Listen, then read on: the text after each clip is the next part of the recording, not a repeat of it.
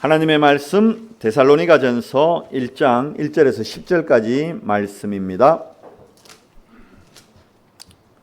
데살로니가전서 1장 1절에서 10절까지 말씀을 제가 봉독해 드리겠습니다. 바울과 실로아노와 디모데는 하나님 아버지와 주 예수 그리스도 안에 있는 데살로니가인의 교회에 편지하노니 은혜와 평강이 너희에게 있을지어다. 우리가 너희 모두로 말미암아 항상 하나님께 감사하며 기도할 때에 너희를 기억함은 너희의 믿음의 역사와 사랑의 수고와 우리 주 예수 그리스도에 대한 소망의 인내를 우리 하나님 아버지 앞에서 끊임없이 기억함이니 하나님의 사랑하심을 받은 형제들아 너희를 택하심을 아노라. 이는 우리 복음이 너희에게 말로만 이룬 것이 아니라 또한 능력과 성령과 큰 확신으로 된 것임이라. 우리가 너희 가운데서 너희를 위하여 어떤 사람이 된 것은 너희가 아는 바와 같으니라. 또 너희는 많은 환난 가운데서 성령의 기쁨으로 말씀을 받아 우리와 주를 본받은 자가 되었으니 그러므로 너희가 마게도냐와 아가야에 있는 모든 믿는 자의 본이 되었느니라. 주의 말씀이 너희에게로부터 마게도냐와 아가야에만 들릴 뿐 아니라 하나님을 향하는 너희 믿음의 소문이 각처에 퍼졌으므로 우리는 아무 말도 할 것이 없노라. 그들이 우리에 대하여 스스로 말하기를 우리가 어떻게 너희 가운데에 들어갔는지와 너희가 어떻게 우상을 버리고 하나님께로 돌아와서 살아계시고 참되신 하나님을 섬기는지와 또 죽은 자들 가운데서 다시 살리신 그의 아들이 하늘로부터 강림하실 것을 너희가 어떻게 기다리는지를 말하니 이는 장래의 노하심에서 우리를 건지시는 예수시니라. 아멘. 우리 옆에 분들하고 인사하겠습니다. 우리는 하나님의 자녀입니다. 오늘 말씀 제목이 전도자의 캠프 인생입니다. 캠프, 우리 말씀 운동하는 교회들은 이게 계속 들어오고 흔히 쓰기 때문에 아는데 우리 새신자분들이나 우리 처음 말씀을 들으시는 분들은 캠프가 뭐지? 이러실 수 있어요. 캠프는 말 그대로 왜 그 용산에 가면, 서울 용산에 가면 용산에 미군 캠프가 있어요.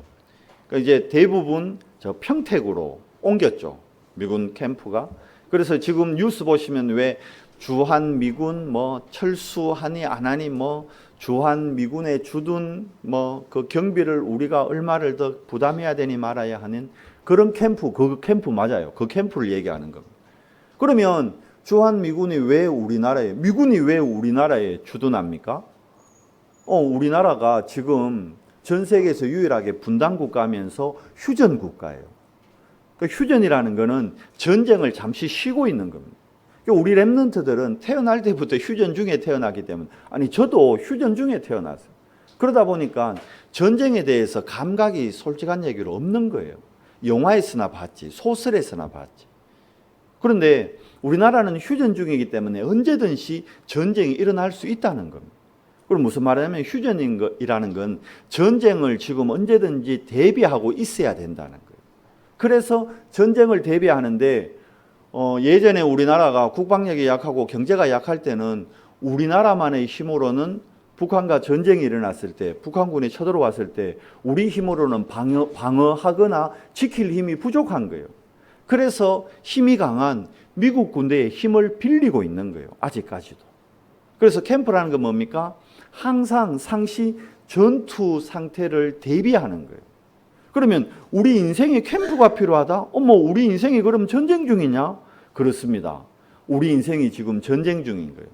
어떤 전쟁 중인 겁니까? 영적 전쟁 중이라는 겁니다. 눈에 보이지 않지만 세상에 나가면요, 두 종류의 사람이 있죠. 하나님을 믿는 사람과 하나님을 믿지 않는 사람. 그러면 여러분, 인간관계는 결국은 갈등에 의한 겁니다. 어떤 갈등입니까? 하나님을 믿는 우리가 세상에 나아갔을 때 하나님을 믿지 않는 사람들하고의 갈등에, 그런데 그 배후에 누가 역사한다고요? 세상 나라에는 사단이 역사하고 있단 말이에요. 그래서 우리는 사단하고 오늘 또 영적 싸움 중인 겁니다. 그래서 사단과의 영적 싸움에서 우리가 승리하려면 우리 인생에 캠프가 늘 진행돼야 되고 우리 인생이 캠프의 축복 속에 있어야 된다는 거예요. 여러분, 전쟁은 제가 늘 몇 번을 말씀드렸잖아요. 우리 렘넌트들이 착각할 수 있는데 전쟁은 1등 못하면 은메달 따고 동메달 따고 이런 올림픽하고 다릅니다. 전쟁은 상대를 죽이지 못하면 내가 어떻게 돼요? 죽거나 아니면 포로되는 거예요. 포로된다는 건 뭡니까? 내 자유가 없는 거예요. 아, 나 저녁 됐으니까 집에 가서 잘래. 포로한테는 그런 자유가 없어요. 저게 포로가 돼버리면 자유를 잃어버리는 거예요. 아니면 전쟁에서 지면요, 죽음을 당하는 거예요. 무슨 말이냐? 우리가 사단과의 영적 싸움에서 지면 은메달, 동메달 되는 것이 아니라 완전히 사단의 노예되든지 우리 인생이 멸망의 길로 가버립니다. 지난 주간에 왜 그렇게 성공하신 분들이 틀린 선택했을까요? 사단과의 영적 싸움에서 져서 멸망의 길에 죽음이란 나락으로 떨어져 버린 겁니다. 1년에 일어나는 모든 사건을 통해 우리는 깨달아야 됩니다. 아, 우리 인생이 전쟁 중이구나. 우리 후대들에게 알려줘야 됩니다. 우리가 싸워야 될 전쟁은 육신의 전쟁이 아니라 세상에 나가면 다 육적 전쟁을 합니다. 내가 저 사람을 이겨야, 저 사람을 눌러야 내가 올라가고, 내가 저 사람 걸 뺐어야 내가 풍요로워지고, 경쟁과 갈등, 시기, 분쟁을 야기하는 육신의 전쟁이 세상에 나가면 오늘 또 치열하게, 내일부터 더 치열하게 진행이 됩니다. 그래서 우리는 더더욱 알려줘야 됩니다. 우리 후대들에게. 우리가 진짜 하나님의 자녀들이 싸워야 될 전쟁은 육신의 전쟁이 혈과 육에 대한 싸움이 아닌 영적 전쟁임을. 그러면 우리는 어떤 캠프를 준비해야 될까요? 영적 전쟁을 하는 캠프를 준비해야 되는 거예요. 그러면 영적 전쟁을 하는 캠프를 준비하기 위해, 자 보세요. 캠프 안에는 뭐가 있어야 될까요? 군인이 있어야겠죠. 군인이 맨손으로 싸울 수는 없잖아요. 뭐 싸움입니까? 요즘 현대는 무기 싸움이잖아요. 무기가 준비돼야겠죠. 아무리 좋은 무기와 군인이 있어도 전략과 전술이 없으면 저가의 싸움에서 이길 수 없는 거죠. 그래서 우리에게 세 가지가 필요한 겁니다. 자, 보세요. 첫 번째, 갈보리산 언약으로 우리는 캠프를 준비해야 됩니다. 갈보리산 언약이 뭡니까? 예수가 그리스도라는 사실을 우리가 삶의 현장에서 실질적으로 지식이 아닌 우리 삶의 고백을 통해 체험되어야 된다는 거예요. 그렇구나. 예수님이 내 인생에 참 그리스도가 맞으시구나. 그리스도 무슨 뜻입니까? 하나님 떠난 우리 인생을 하나님 만나는 길을 열어주는 참 선지자시라는 겁니다. 그리스도는 우리가 태어날 때부터 있던 우리의 원죄 문제를 십자가에서 대속해 주신 대제사장이시라는 거예요. 그리고 우리의 영적 싸움의 대상인 사단을 십자가에서 완전히 멸하신 참 왕이시라는 겁니다. 그러므로 이 예수 그리스도가 우리의 참 주인 됐을 때 우리 인생의 모든 문제는 이미 다 해결이 된 것이구나. 이미 끝났구나. 예수님이 제자들이 이 부분을 놓치고 살아가니까 직접 이 땅에 오셔서 3년 동안 제자들에게 그리스도 되심의 모범을 보이시고 십자가에서 마지막 하신 말씀이 요한복음 19장 30절에 다 이루었다는 거예요. 우리의 눈으로 볼 때는 안 끝났죠. 우리의 기준으로 볼 때는 불가능하죠. 그러나 그리스도의 눈으로, 그리스도의 안경으로 보면요, 이미 다 끝난 문제입니다. 속지 마시기 바랍니다. 그리고 두 번째로 우리가 감람산 언약을 체험하고 준비해야 됩니다. 무엇입니까? 부활하신 주님이 감람산에 12제자를 그리고 70인 제자를 불러 모으셨습니다. 그리고 그곳에서 40일 동안 예수님이 제자들과 함께 집중을 하는 겁니다. 뭐에 대해서요? 하나님 나라에 대해서 설명하고 너희들이 앞으로 해야 될 일은 이 하나님 나라의 일을 너희 현장에서 성취시키고 이루는 것이다. 그런데 너희가 하는 것이 아니다. 착각하지 마라. 두려워하지 마라. 염려하지 마라. 사도행전 1장 8절에 뭐라고 되어 있습니까? 오직 성령이 너희에게 임하시면 너희가 권능을 받고 너희가 하나님 나라의 일을 땅끝까지 이루는데 너희가 증인이 되는 것이다. 그래서 내가 너희를 증인으로 택하고 부른 것이다. 그래서 왜 40일일까요? 40일 동안 했다는 것은 제자 한 명 한 명에게 개개인에게 미션을 전달했다는 겁니다. 우리가 우리 현장에서 나만이 할 수 있는 하나님 나라의 일이 있습니다. 왜? 우리의 각자의 현장이 다르기 때문에. 우리 아이들은, 우리 렘넌트들은 학교 현장에서, 우리 어른들은 직장 현장에서, 우리 주부들은 가정 현장에서 내가 할 수 있는 나만의 미션, 이걸 어디에서요? 오늘 이 예배 때 감남산 미션을 우리가 받고 체험하는 겁니다. 마지막으로 마가다락방의 언약, 이걸로 우리는 캠프를 준비하는 겁니다. 무엇이죠? 마가다락방에 모였습니다. 하나님의 말씀 잡고 그리스도의 언약 잡고 며칠 동안요, 10일 동안 전혀 기도할 때, 오로지 기도할 때, 기도의 집중 속으로 들어갈 때 드디어 위로부터 오는 성령의 임재를 체험하고 하나님의 능력을 체험하고 말씀이, 언약이 성취되는 걸 체험합니다. 그러면 현장에 예비된 제자들과 만남의 축복을 하나님이 이루시고요, 현장의 흐름을 바꿉니다. 우리가 영적 싸움에서 져버리면 현장에 가서, 우리 직장에 가서 불신자들의 심부름하는 인생 됩니다. 엄밀히 얘기하면 불신자의 심부름하는 것이 아니라 사단의 종로로 다면서 사단의 심부름하는 겁니다. 왜 하나님의 자녀가 사단의 심부름해야 될까요? 위로부터 오는 하나님의 힘을 얻지 못하면, 성령의 충만함을 누리지 못하면 어쩔 수 없어요. 내 힘이 없으니까 사단의 인도를 따라가야 되는 겁니다. 여러분, 우리 주일날 표현이 이상하지만 내일 월요일부터 토요일까지 먼 길을 가야 됩니다.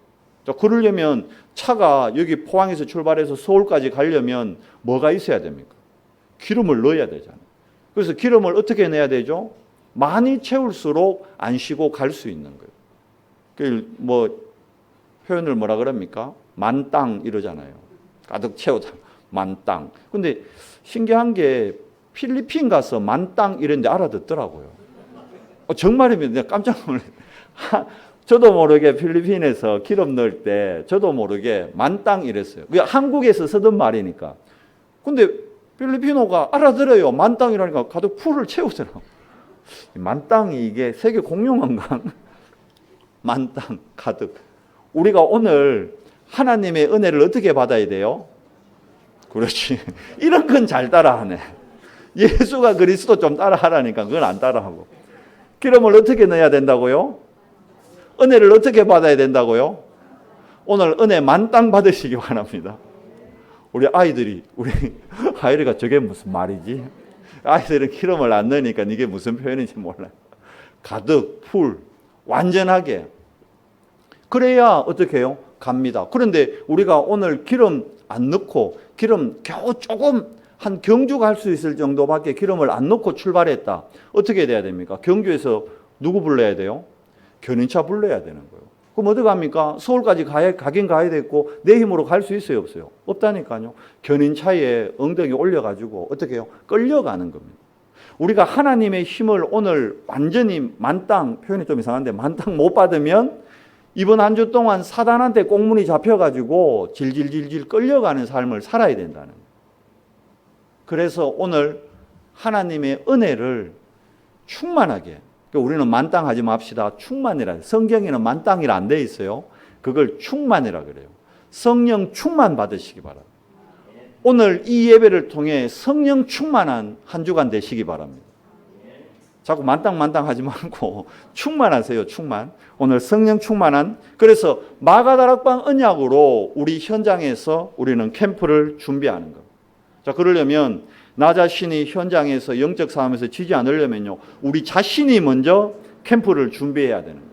우리 자신이 캠프를 준비한 데는 세 가지가 준비돼야 되고 또 정리돼야 됩니다. 그 첫 번째가 뭡니까? 사단은 여러분 다른 거는 전혀 안 무서워해요. 눈 하나 깜짝 안 합니다. 총칼 들고 미사일 쏘고 핵무기를 쓴다 해도 사단은 두려워하지 않아요. 왜? 핵의 사단한테 해를 끼칠 수 없기 때문에. 인간은 우라늄 이 방사선 맞으면요, 이 체내가 세포가 녹아내리고 변형이 되고 이래 되지만 사단은 그런 존재가 아니에요. 그래서 핵 안 무서워합니다. 사단이 무서워하는 건 딱 하나입니다. 뭐죠? 하나님의 말씀입니다. 그래서 말씀이 여러분과 제가 확립되고 정리되어 있어야 됩니다. 그럼 말씀 안에서 그러면 성경 66권을 다 암송해야 됩니까? 물론 바리새인들은 모세오경을 암송을 다 했대요. 그러니까 저는 죽었다 깨어나도 다행인 게 바리새인은 못 돼요. 여러분 중에 우리 박수호 장로님 아마 바리새인 될 수 있을 거라. 다 외우시니까. 다 수학생 다 외우시. 조심하세요. 우리 박수호 장로님. 잘못하면 바리새인 될 수 있어요. 바리새인들은 모세오경 다 외웠대요. 암송을 다 했대요. 저는 머리가 나빠서 바리새인은 못해요. 다행히. 근데 성경 66권을 다 암송하라는 얘기가 아니고 성경 안에 중요한 흐름이 있어요. 그렇잖아요. 모든 책에는 주제가 딱 복선으로 암시되어 있잖아요. 그 주제를 딱 찾아 읽는 거예요. 그 국어 논술이 뭡니까? 긴 문장 안에서 이 글쓴이의 의도를 딱 찾아내는 거예요. 하나님이 우리에게 성경 66권을 주신 데는 하나님의 목적, 목표가 있다는 거예요. 그걸 뭘로 찾아야 되느냐? 그걸 찾아내는 게 복음이라는 거예요. 그래서 우리가 성경 66권을 통해 복음의 흐름을 봐야 됩니다. 그리고 성경을 우리에게 주신 진짜 목적은 뭐죠? 하나님 떠난 창세기 3장 선악과 사건으로 하나님 떠난 우리 영혼, 하나님의 형상을 잃어버린 우리 육신, 이 우리 인간을 구원하시려는 하나님의 절대 계획이 있다는 거예요. 그래서 성경 66권을요, 영적인 눈으로 봐야 됩니다. 복음의 흐름과 구원 중심으로 성경을 볼 수 있고 그게 내 인생의 정리가 되어 있어야 된다. 그러면 두 번째 기도 정리입니다. 내가 원하는 기도 제목, 그것이 아니라 우리가 육신에 있다 보니까 우리 대부분 기도하면 어떤 기도합니까? 육신의 기도하잖아요. 어쩔 수 없어요. 육신을 갖고 있으니까. 육신의 기도가 나쁘다, 틀렸다. 근데 그 수준은 아니죠. 우리가 하나님 자녀이기 때문에 영적으로 정말 하나님이 원하시는 수준으로 기도 제목이 살아가면서 신앙생활하면서 조금씩 업그레이드 돼야 되는 겁니다. 그러잖아요. 우리 하엘이는 식사 기도할 때 하나님 감사합니다. 오늘 맛있는 밥 주셔서 감사합니다. 내일 또 맛있는 밥 주세요. 하엘이 수준에서는 그 기도가 딱 맞는 거예요. 그죠? 뭐 부모님의 하나님이 부모님을 우리 김정희 집사님을 통해서 하엘이의 기도에 응답하겠죠. 맛있는 밥 주겠죠. 내일 또. 근데 우리 윤요한 장로님이 아침에 일어나가지고 식사 기도로 하나님 감사합니다. 오늘 또 맛있는 밥 주셔서 감사합니다. 내일 또 맛있는 밥 주세요. 우리 장로님이 이 수준 기도로 하고 있으면 그 틀린 기도는 아니잖아요. 장로님도 맛있는 밥 먹어야지. 그렇잖아요. 그런데 그 수준의 기도를 하고 있으면 안 되잖아요. 그러니까 내가 원하는 기도 제목이 아닌 뭐요? 하나님이 원하시는 기도 제목. 나를 왜 이 교회의 장로로, 나를 왜 이 교회의 중직자로 세우셨지? 그러면 나를 이 교회의 중직자로 세우신 그 하나님의 원하시는 계획이 뭐지? 그걸 찾는 기도. 그 기도가 정리되어 있어야 우리가 캠프 현장에서 사단의 종로로 당하고 끌려가지 않게 된다는 것. 그래서 여러분 오늘 예배를 통해서 내가 원하는 육신의 기도도 중요하겠지만 그걸 한 단계 더 업그레이드해서 하나님이 진짜 원하시는 이 시대에 하나님이 원하시는 일이 뭘까? 엘리트들이 답이 없어 자살하고 청소년들이 타락하고 무너지고 있는 이 시대에 저희 현장을 살리길 원하시는 하나님의 계획은 뭘까?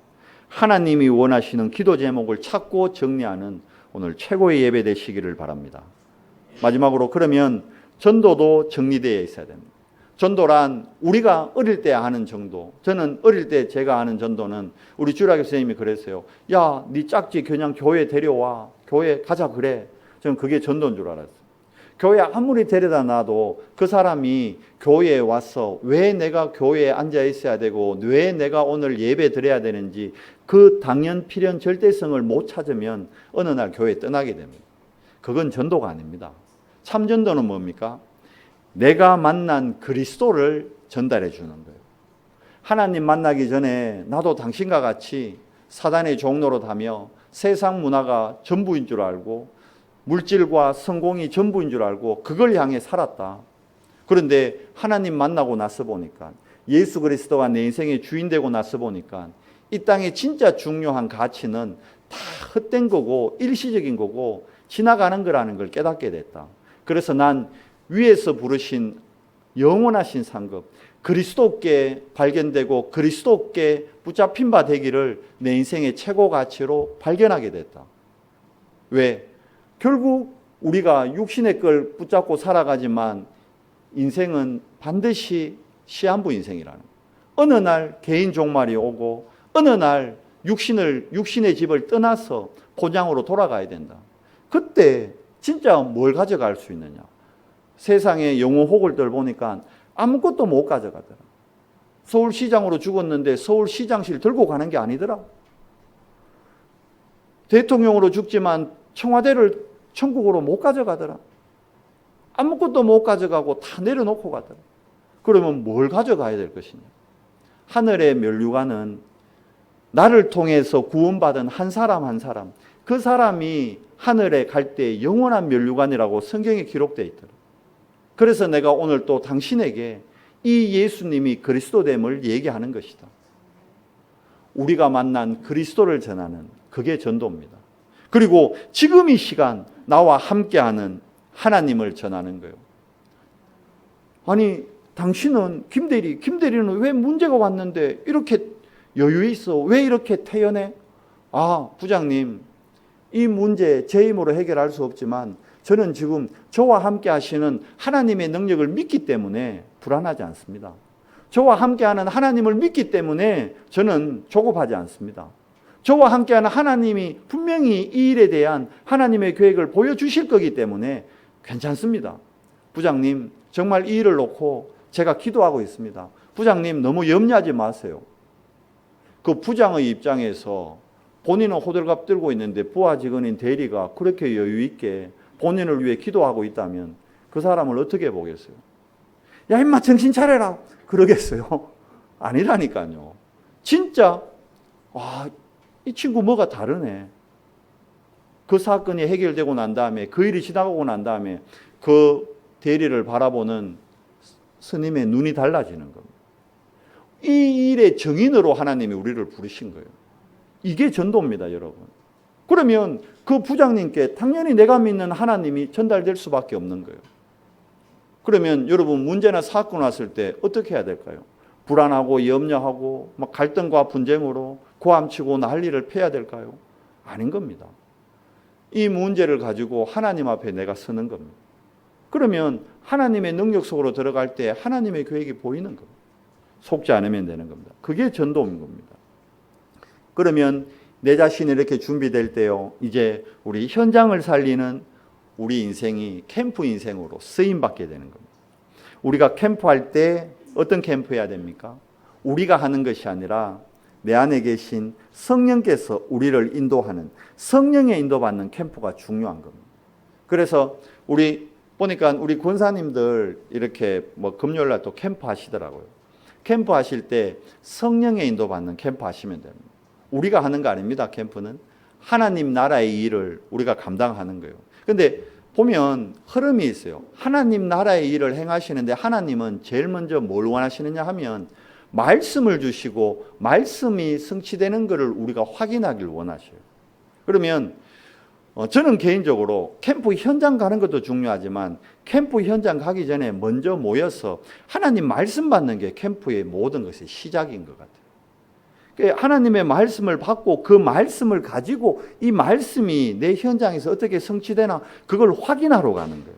내가 전도하러 가는 것이 아니라. 이해가 되세요? 그래서 제일 중요한 거는 성령의 인도받는 건 그건 뭡니까? 언약을 먼저 잡고 기도하는 게 우선입니다. 언약 잡고 기도하면 편안하게 하나님의 절대 목표인 영혼 구원과 세계 복음화를 따라서 인도받게 됩니다. 그래서 바울팀이 보세요. 사도행전 13장에 보면 바울팀이 캠프를 나갈 때 이제 선교 현장으로 캠프를 나가잖아요. 그때 제일 먼저 한 일이 뭔지 압니까? 언약 잡고 기도한 겁니다. 어느 정도요? 금식하며 기도했다는 거예요. 왜요? 성령의 인도받기 위해서. 사도행전 16장에 보니까 바울팀들이 아시아로 가고자 하는데 사도행전 16장에 보니까 예수의 영이 허락하지 아니하는지라 그렇게 나와 있어요. 이게 뭡니까? 예수의 영의 인도를 우리가 놓치고 캠프할 때도 있다는 거예요. 하나님의 인도 놓치고. 그래서 아시아로 가는 것보다 더 중요한 것은 하나님의 계획, 하나님의 뜻을 찾아가는 거예요. 그래서 드로아에서 아시아로 가지 않고 깊은 기도 속으로 들어가는 겁니다. 언약 잡고 예수가 그리스도라는 언약 잡고 기도할 때 그때 하나님의 세밀한 음성, 환상을 보게 되죠. 마게도냐에 있는 한 사람이 손을 흔들면서 이리로 건너와서 우리를 도와달라고 그 환상을 보고 난 다음에 바울팀이 바로 어디로 캠프의 방향을 선회합니까? 아시아가 아닌 마게도냐로. 그래서 빌립보로 들어가게 되는 거예요. 그래서 캠프 중에 제일 중요한 캠프는 성령의 인도를 받는 캠프입니다. 그리고 성령의 인도를 받고 현장에 갔으면요, 캠프라는 건 뭡니까? 캠프를 세워야 되잖아요. 용산에 가면 캠프가 실제로 있습니다. 평택에 가면 엄청나게 넓은 땅에 미군 캠프가 있어요. 우리나라도 저 해병대 있잖아요. 해병대 저에서 장기 쪽으로 가는 길에 보면요, 미군 캠프가 실제로 주둔하고 있어요.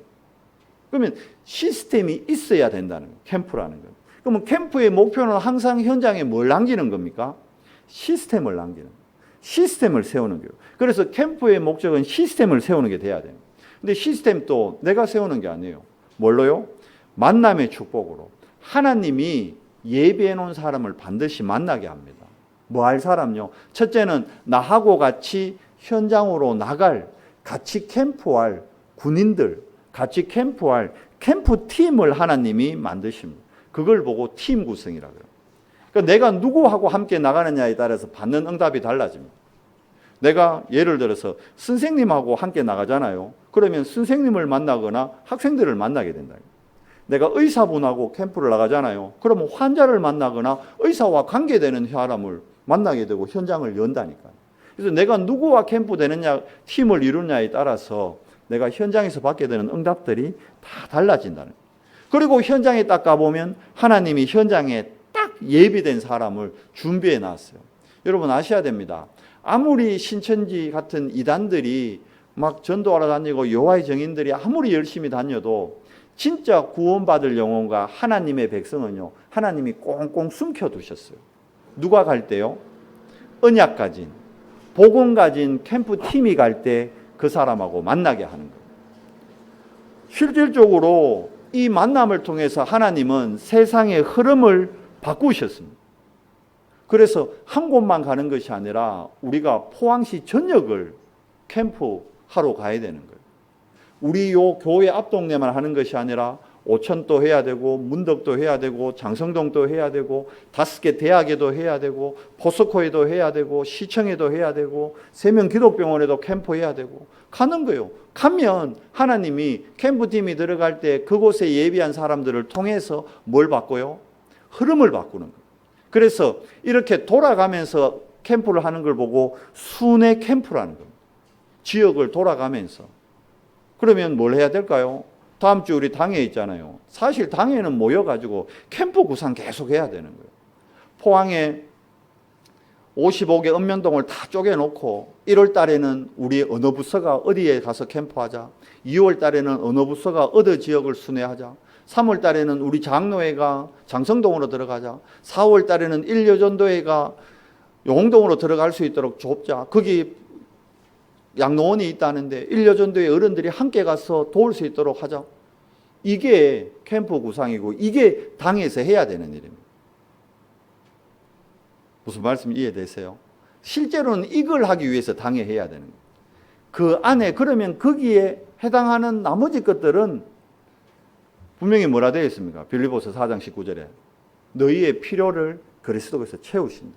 그럼 당장 그러잖아요. 아니 그러면 움직이려고 그러고 들어가려고 그러면 식사도 해야 되고 차량도 필요한데 하나님 나라의 일을 위하고 있으면 바울팀이 갈 때마다 하나님이 어떻게 해요? 다 채우셨어요. 그걸 맛보고 체험해야 되는 겁니다. 근데 캠프하고 상관없는 일에 늘 머리 아프게 뭐 돈 계산하고 있고 그러면 성령이 역사할 수가 없는 겁니다. 성령이 역사할 틈이 없는 겁니다. 그래서 우리가 지금 무엇을 위해 살아가야 되는가? 순회 캠프에 있던 성경의 증거들을 보면서 우리의 삶을 좀 점검해 봐야 됩니다. 보십시오. 사도행전 16장에 보니까요. 바울팀이 어디로 제일 먼저 들어갑니까? 드로아의 환상을 보고 난 이후에 마게도냐의 첫 성 빌립보에 들어갑니다. 빌립보 지역에 들어가니까 하나님이 예배해 놓은 여제자 누굴 만나죠? 루디아를 만나게 되는 거예요. 거기에 가보니까 귀신 들린 여종이 계속 고통당하고 있는 현장이 있는 겁니다. 거기 가서 귀신 들린 여종의 귀신을 쫓아내주는 겁니다. 그리고는 감옥에 안 가도 되는데 왜 불신자들이 사단의 종로로 다는 사람들이 이 바울팀을 모함하고 고발해서 감옥 안 가도 되는데 감옥에 들어갔어요. 왜? 하나님의 계획을 찾아서. 그 안에서 어떤 일이 일어납니까? 감옥의 간수장을 그리고 그 간수장의 가족과 가문을 구원하는 하나님의 절대 인도를 받게 되는 거예요. 자, 이렇게 팀이 제자들이 나오니까 빌립보 지역의 흐름이 바뀌잖아요. 나중에 빌립보 지역에 이 우상 가득한 땅에 교회가 세워집니다. 그게 빌립보 교회입니다. 빌립보스는 빌립보 교회에 보낸 편지인 겁니다. 사도행전 17장에 보니까 오늘 우리 본문을 읽었죠. 데살로니가에 바울팀이 들어갔습니다.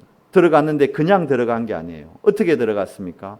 바울팀은 관례를 가지고 옛 성경에는 규례라 되어 있습니다. 자신들만의 규례가 있어요. 그게 뭡니까? 지역에 들어가면 제자와 장소가 나올 때까지 지속해서 캠프를 하는 거예요.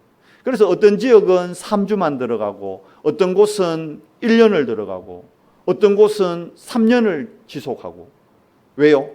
제자와 장소가 나올 때까지는 계속해서 지속해야 되는 거예요. 그렇다면 여러분이 캠프할 때 그 현장에 시스템이 세워지고 제자가 세워질 때까지는 그 현장을 지속해야 되는 거예요. 근데 우리는 착각합니다. 아유, 목사님 장성동 가봤는데 제자도 없고 장성동 가봤는데 반겨주는 사람도 없고 아무도 안 반겨주죠. 누가 반겨줍니까? 세상 나라는 사단의 종로로 하고 있다니까요. 하나님의 자녀가 가면 안 반겨줍니다. 그걸 알아야 되는 거예요. 바울팀이 가는 곳마다 누명 서고 감옥 가고 40대에 한 대를 감한 매를 5번이나 맞았다 했어요. 바울이.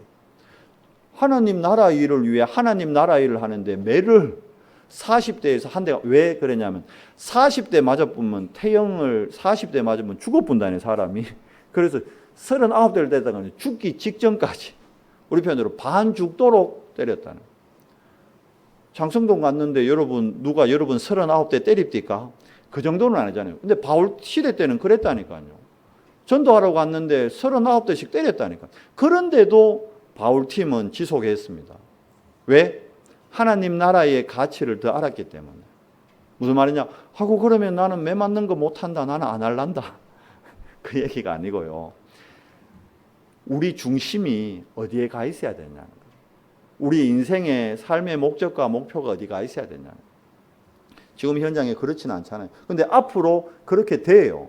이제 진짜 지금은 여러분 그냥 여러분 핍박하고 아유 바빠요 이 정도지만 앞으로는 여러분 복음 전하러 가잖아요. 그러면 고발해요. 벌금 내린다니까. 그게 차별금지법입니다. 그게 지금 이미 통과되려고 하고 있습니다. 그런 시대가 와요. 그러면 어떻게 해야 됩니까? 진짜 다락방 전략으로 조용히 팀사역 전략으로 가정으로 미션홈을 통해서 현장을 살려야 되는 거예요. 그래서 그 성경에는 다 그렇게 돼 있다니까요. 그런데도 그 현장에 누가 있습니까? 데살로니가 갔는데 막 불량배들을 동원해가지고 유대인들이 회당으로 들어갔거든요. 회당에 가니까 불량배를 동원해서 이 바울팀을 공격하는 거예요. 그러고는 감옥에 또 넣어버린 거예요. 그때 야손이라는 하나님이 예비한 제자가 보석금을 내고 바울팀들을 풀어줍니다. 아니 바울을 언제 봤다고? 하나님이 예배해 놓은 제자들이 있단 말이에요. 자기 돈 써가면서까지 전도자를 돕는 사람이 현장에 있다니까요. 나는 아직 그런 사람 보면 우리가 현장에서 그런 만남의 축복을 아직 못 누리고 있는 거예요. 왜요? 내가 아까 말했는 3가지 정리가 덜 된 상태에서 캠프 현장 가면 하나님이 예배해 놓은 축복을 못 보고 놓칠 때가 많다는 거예요. 그러나 분명히 있습니다. 어느 정도냐? 야손만 있은 게 아니에요. 헬라인의 무리들 이렇게 되어 있습니다. 그리고 수많은 귀부인들, 엘리트들이 답이 없어 방황하고 있다가 복음도 없고 구원받게 되는 일이 일어납니다. 사도행전 18장에는 보니까요. 고린도 지역에 진짜 우상 아데미 신상이 고린도를 먹여 살리고 있잖아요. 완전히 우상의 도시에 거기 누가 예비되어 있습니까? 브리스길라 아굴라 부부가 예비되어 있는 거예요. 그리고 회당으로 들어갔는데 회당에 많은 유대인들이 회개를 하고 하나님께로 돌아오는 거예요. 그리고는 어떤 일이 일어납니까? 아볼로 같은 신학자들이, 아볼로 같은 차세대 지도자들이 복음 못 듣고 있다가 브리스길라 부부를 통해서 정확한 복음 듣고 복음 전하는 전도자로 그 제2의 인생이 시작되는 일을 하나님이 캠프를 통해 하셨다는 겁니다. 그리고 사도행전 19장에 보니까 에베소 지역에 들어갔습니다. 거기도 많은 사람들이 비방하고 핍박을 하는 거예요. 야, 말도 안 되는 소리 하지 마. 무슨 예수가 그리스도야. 넌 안 믿어. 예수 그리스도는 그건 로마의 역적이었어. 이런 식으로 핍박한단 말이에요. 그런데 그 중에도 예수님이 그리스도시구나 고백하는 제자들을, 그래서 바울팀이 따로 세워서 어떻게 해요? 그들을 두란노 세원에서 2년 동안 데리고 캠프를 합니다. 어떤 일이 일어납니까? 그 아시아에 사는 모든 사람이 예수가 그리스도라는 복음을 듣고 회개하고 자기들이 우상 숭배하던 점치던 책들을 가져와서 불사르는데 은 5만이나 되었더라. 여러분, 이게 캠프의 축복입니다. 우리가 캠프의 축복을 누리면 현장의 흐름이 바뀝니다. 바꿔 얘기하면 우리가 캠프의 축복 속에 있으면 여러분 가정의 흐름이 바뀝니다. 우리가 회사 안에서 캠프를 계획하고 캠프를 기획하고 있으면 우리 직장의 흐름이 바뀝니다. 직장에서 늘 고민하고 불안하고 염려하지 말고 여러분 직장의 흐름을 바꾸려면 캠프를 기획하세요. 캠프를 꿈꾸세요. 여러분 가정에 늘 분쟁과 갈등이 있다면 고민하고 염려하지 말고 캠프를 기획하세요. 우리 자녀들을 놓고 캠프를 기획하세요. 그때 하나님이 성령으로 역사하시는 겁니다. 우리 마을에 늘 문제가 생긴다 염려하고 걱정하지 말고 우리 마을을 향한 캠프를 기획하세요. 하나님의 성령의 역사를 체험하게 되는 겁니다. 데살로니가 교회가 이 캠프로 세워진 교회. 그런데 어느 정도입니까? 오늘 본문에 나오죠. 뭐라 되어 있습니까? 너희가 마게도냐와 아가예뿐 아니라 온 아시아의 본이 되는 교회가 되었다. 캠프를 통해서 세워진 데살로니가 교회, 바울팀의 관리에 의해서 세워진 교회, 이 교회가 어떻게 모범이 될 수 있었을까요? 데살로니가 교회의 색깔이 달랐기 때문입니다. 어떤 색깔이었습니까? 데살로니가 교회는 믿음의 역사를 체험한 교회였습니다. 여러분, 문제 오고 사건이 일어나면 하나님의 능력을 믿으세요. 불신앙으로 타협하지 말고 하나님의 능력 믿으세요. 하나님이 지금 나와 함께 하심을 믿으세요. 그리고 그 하나님은 창조주이시며 그 하나님은 지금도 말씀을 내 현장에, 내 가정에, 우리 교회에 성취시키시는 전능자이심을 믿으세요. 그때 믿을 때 하나님의 역사가 시작되는 겁니다. 그러면 이 믿음을 가지면요, 내가 하는 수고, 이거는 정말 하나님의 사랑을 받았기 때문에 영혼 구원의, 영혼을 향한 사랑의 수고로 변화되는 거예요. 그러니까 내가 수고했다고 막 교만하거나 뽐내거나 막 자랑하거나 그러지도 않아요. 그래서 예수님이 얘기하잖아요. 왼손이 한 일을 오른손이 모르게. 그 뭡니까? 내가 정말 하나님의 그 큰 사랑을 체험하고 나면 내가 하는 이 수고가 사랑의 수고라는 걸 고백하게 됩니다. 사랑의 수고자들이 많이 나올수록 어떻게 돼요? 일이 되어지는 거예요. 흐름이 바뀌는 거예요. 얼마나 감사합니까? 오늘 올라오는데 여러분 보셨죠? 우리 문을 열어놔서 못 봤겠구나. 나가시면서 보세요. 우리 교회 현관문이 팍 바뀌어졌어요. 누군가의 사랑의 수고로 말미암아 변화되는 거예요. 흐름이 바뀌는 거예요. 보니까 나는 아침에 기분 좋더라고. 밝아졌고 기분 좋더라고. 누군가의 마음을 기쁘게 할 수 있는 그게 사랑의 수고입니다. 마지막으로 뭡니까? 소망의 인내입니다. 뭐죠? 우리의 진짜 가치는 이 땅의 것이 아닙니다. 위의 것입니다. 그러니까 위의 것, 우리는 이미 예수를 그리스도로 영접하는 순간 우리는 천국 시민으로 택함을 받았습니다. 여러분과 저의 이름이 천국 생명청에, 천국 호적등본에 딱 기록되어 있어요. 그러니까 천국의 소망을 이미 갖고 있기 때문에 지금 내가 받는 핍박, 지금 당하는 어려움, 이건 능히 참아낼 수 있는 겁니다. 데살로니가 교회가 이 신앙의 색깔을 갖고 있으니까 이 신앙 색깔 따라서 어떤 응답을 받습니까? 하나님의 능력을 체험합니다. 그러니까 절대 불가능한 나의 상황이 그리스도로 말미암아 절대 가능해지는 거예요. 왜요? 하나님의 절대 능력이 나타나니까. 그리고 누가 역사합니까? 예배 때 지금 믿으셔야 됩니다. 우리가 예배하는 이 시간 성삼위 하나님이 역사하고 있습니다. 성령께서 역사하고 있습니다. 성령의 능력, 여기에 대한 뭐가 생기죠? 큰 확신이 생기는 거예요. 그렇구나. 오늘 내가 성령 충만의 축복 누리고 있으면 이번 한 주간 하나님이 이번 한 주간 나의 직장을, 하나님이 이번 한 주간 나의 학업을, 하나님이 이번 한 주간 나의 경제를 하나님이 책임지시는구나. 이 확신 갖고 현장에 나아가는 겁니다. 말씀을 맺겠습니다. 전도 캠프는 여러분 빛을 발하는 거예요. 우리가 막 몸을 막 휘발유 신나 뿌려가지고 막 불태우는 그런 빛이 아닙니다. 그리스도의 빛이 이미 우리 안에 들어와 있기 때문에 이사야 60장 말씀을 하였습니까? 일어나 빛을 발하라. 왜요? 온 땅은 어두움에 가려 있는데 여호와의 영광이 이미 너희에게 뭐 있다고요? 임하였느니라. 우리가 예수를 그리스도로 영접하는 순간 우리의 신분이 바뀌었어요. 빛 대신 그리스도가 지금 내 안에 주인으로 계시는 거예요. 여러분 뭐 하시면 돼요? 일어나 빛을 발하세요. 우리 렘넌트들 학교에서 일어나시기만 하면 됩니다. 엎드려서 계속 자지 말고 일어나란 말이에요. 우리 직장인들 직장 가가지고 쭈그리고 있지 말고 어깨 딱 펴고 일어나세요. 내 안에 있는 빛을 발하세요. 그래야 어두운 가운데 있던 자들이 틀린 선택 안 하고 빛으로 들어오는 겁니다. 서울시청에 빛을 발하는 진짜 참된 렘넌트 그런 중직자가 있었다면 어두움이 임할 수 없잖아요. 빛과 어둠은 여러분 공존할 수 없습니다. 그렇잖아요. 아무리 어두워도 빛이 임하면 변화되는 겁니다. 여러분 어두울수록 밤하늘의 별은 더 빛나게 됩니다. 어두워야 보여지는 게 있습니다. 현장이 깜깜하다. 우리 직장은 너무 핍박이 센데요. 우리 직장은 너무 삭막한데요. 우리 가문은, 우리 시댁은 씨알도 안 먹혀요. 몇 대째 우상 숭배하고 절에 몇 대째 절 다니고. 깜깜할수록 여러분 빛은 더 강하게 반사되는 맞잖아요. 낮에 여러분 지금은 구름 때문에 안 보이네. 맑은 하늘에 여러분 별이 보여요, 안 보여요? 안 보여요. 낮에는 왜 안 보일까요? 태양이라는 빛이 이미 비추고 있기 때문에 별이 없는 게 아니고 있는데 안 보이는 거예요. 근데 밤 되면 깜깜할수록 별이 어떻게 해요? 환하게 보입니다. 별이 얼마나 밝으냐면요. 이런 형광등 랜턴보다 더 밝아요. 제가 군 생활을 저기 강원도 고성 철책에서 했어요. 밤 되면 불 하나 없어요. 민가가 없으니까.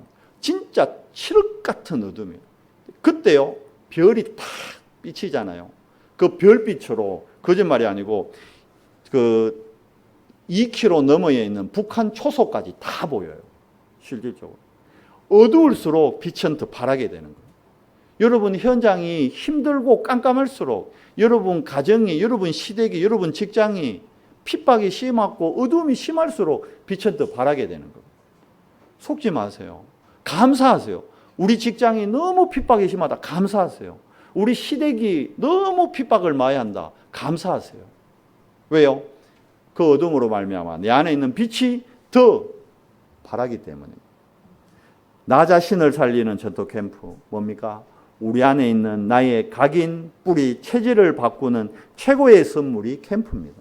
우리 교회를 살리는 전통 캠프, 우리 교회의 예틀을 깨고 새 틀을 만드는 최고의 응답이 캠프입니다.